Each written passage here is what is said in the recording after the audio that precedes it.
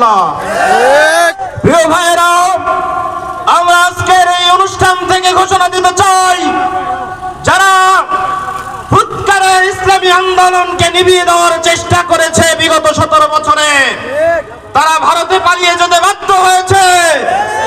নতুন করে যারা নব্য ফ্যাসিবাদের মাথা চারা উঠে দিয়েছে, যারা আজকে জামাত ইসলামী ছাত্র শিবিরকে তাদের মাথা ব্যথার কারণ মনে করছে, আমাদের নানান প্রোগ্রামে তারা হুমকি ধমকি দিচ্ছে, তাদেরকে বলে দিতে চাই, আপনাদের এই হুমকি আমাদের একজন কর্মীকেও পিছু হটতে বাধ্য করবে না।